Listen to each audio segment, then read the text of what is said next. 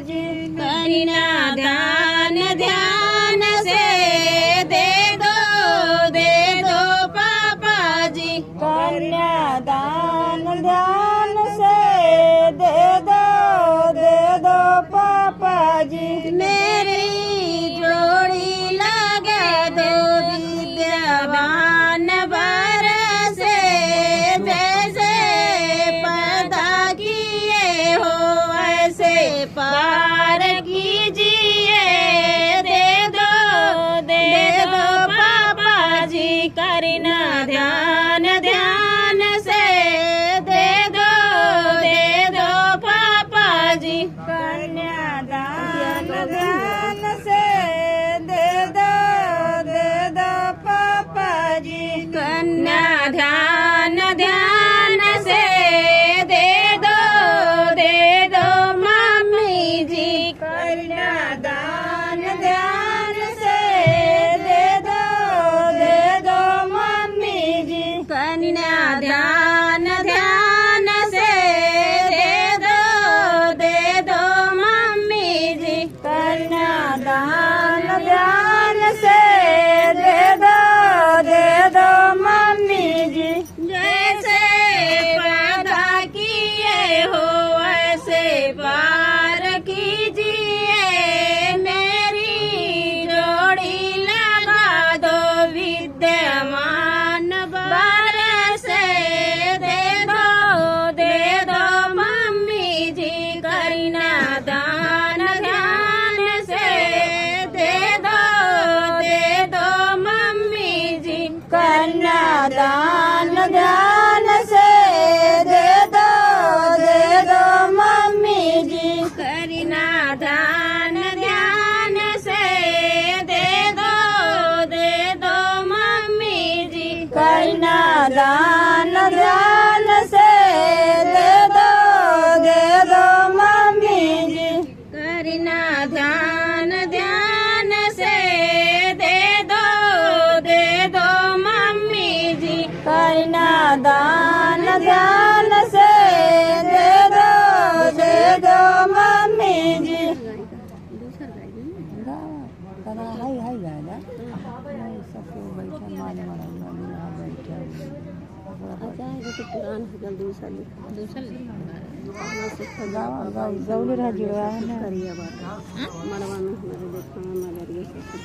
तन की पूजा होते चला है भूमि बैठल ही बेचारे।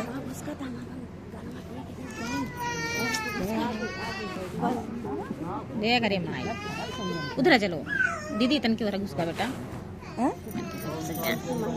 अच्छा चला ठीक। हाँ, चला चल। कहवा से खेला पापा ऐसन मर्दरिया सासुर करिया बाटे।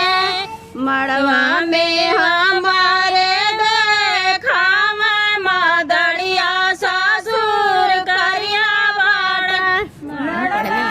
हमारे देखा मन दरिया ससुर जैसे करिया बाट। मड़वा में हमारे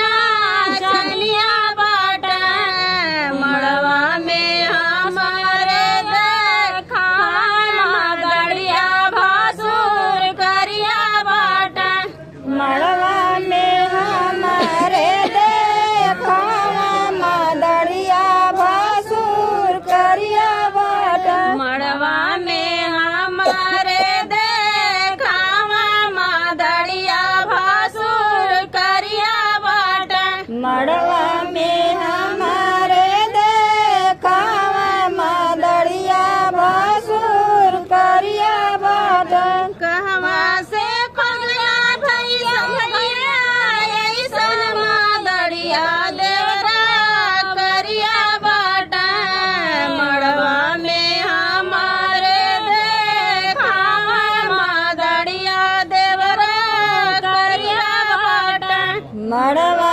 में हमारे देखा मदड़िया देवरा करिया बाट मड़वा में हमारे देखा मदड़िया देवरा करिया बाट मड़वा में हमारे देखा मदड़िया देवरा करिया बाट हम ही त जनली देवरा हई पढ़ लिखल ना चनिया बाट मड़वा में हमारे देखा मदड़िया देवरा करिया बाट मड़वा